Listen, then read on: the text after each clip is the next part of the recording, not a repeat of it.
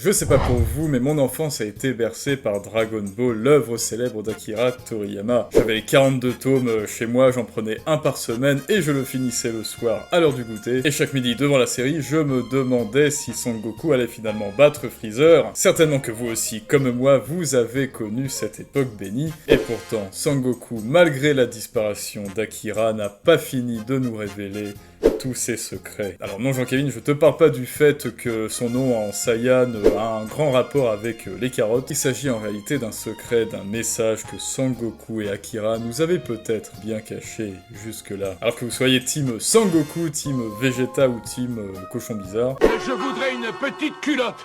Quoi Partons à nouveau ensemble en quête des Dragon Ball et surtout de l'ultime message que souhaitait peut-être nous transmettre son auteur tant regretté. Ah oui, alors petit trigger warning, je ne vais pas m'attarder sur les tout petits détails de l'œuvre, mais parlons plutôt de l'enfance extraordinaire de Son Goku. Quelle est-elle au juste? Eh bien, Son Goku, c'est un petit garçon extraterrestre qui arrive d'une planète lointaine et qui atterrit sur Terre dans un vaisseau spatial, un peu comme Superman, et qui, suite à une amnésie, a tout oublié de qui il était. Mais une chose est sûre, il a le cœur pur et il déteste les injustices. Un peu comme Superman toujours, mais retenez bien ça, c'est très important pour la suite. Passons sur le fait qu'il possède une queue de singe et qu'il se prend parfois à se transformer en singe-garou les belles nuits de pleine lune, un petit peu comme son homonyme Son Wukong dont il est inspiré. Et là, un petit truc devrait déjà vous interloquer. J'ai perdu ma queue. J'ai perdu ma petite queue, ma queue. J'ai perdu ma queue. Ah, comment ça mon ref?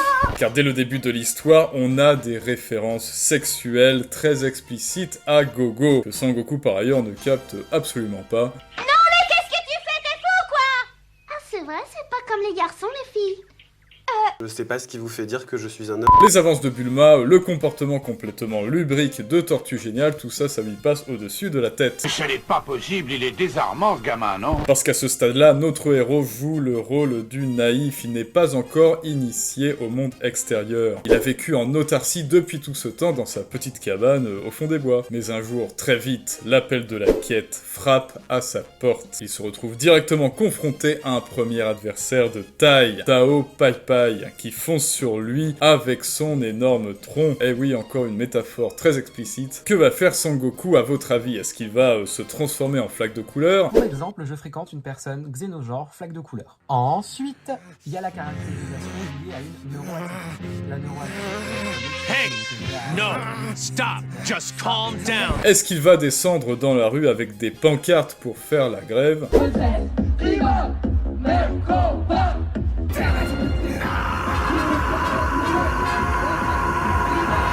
Bien sûr que non, il va grimper tout en haut de la tour divine, symbole d'ascension, pour acquérir sa propre puissance, obtenir l'élixir et poutrer ce poltron à la poutre. Et c'est à ce moment-là que Son Goku assume pour la première fois le rôle du guerrier, celui qui, malgré ses échecs, se relève et continue d'avancer. Et comme tout Saiyan nietzschéen, ce qui ne le tue pas le rend plus fort, littéralement. Cependant, Son Goku n'est pas qu'un guerrier, et il nous cache toujours sa véritable identité. Un petit peu plus tard, il participe même à un tournoi d'UFC ou quelque chose comme ça, sauf que la première fois, il perd. Encore heureux, ça n'est pas à cause d'une écharde en bois dans le pied qu'il aurait traîné de son combat contre Tao Pai Pai, et là bien sûr, rebelote, il s'entraîne pour augmenter sa puissance et enfin vaincre Baki. Piccolo, je veux dire Piccolo. Et à chaque fin d'entraînement ou d'octogone, bien sûr, il repart toujours pour se remplir la panse, évidemment. Parce que oui, Son Goku adore manger et il assume souvent le rôle de l'épicurien. Son Goku, c'est un guerrier qui adore les coups de pied grillés et les patates sautées, ou l'inverse. Mais pour la première fois de son histoire, quelque chose de vraiment grave va se produire. À ce moment de l'histoire, Son Goku rencontre enfin Vegeta. Et là, tout bascule pour notre héros. Car Vegeta, du moins au début, est un être arrogant. Il représente l'injustice, l'orgueil, la brutalité, l'élitisme. Et accessoirement, il veut détruire la Terre. À ce moment-là de l'histoire, Son Goku jouera le rôle de parèdre, c'est-à-dire un personnage qui, dans son histoire, possède un double.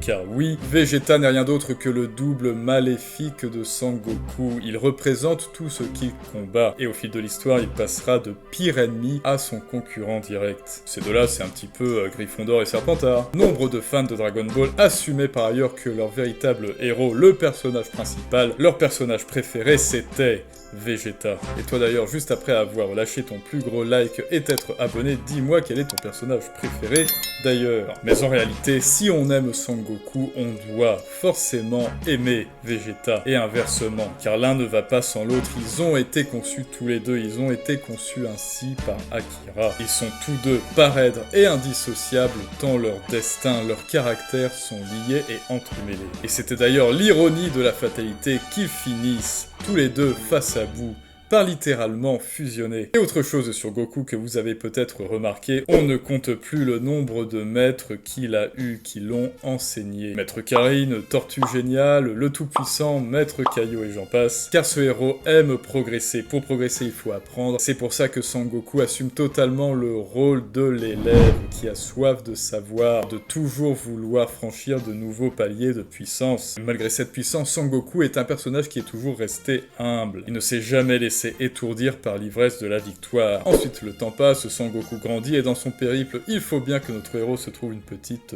Vanessa. Il faut bien qu'il fonde une famille et à partir de là, second bouleversement pour notre héros, car Sangohan apparaît enfin dans l'histoire. Et là, évidemment, Sangoku l'entraîne d'arrache-pied, au saut du lit au petit déjeuner, session de karaté. Son fils finira même par le surpasser à l'apogée du combat contre Cell. Oui, Cell, la sauterelle, qui arrête pas de manger tout le monde. Fried grasshopper. These.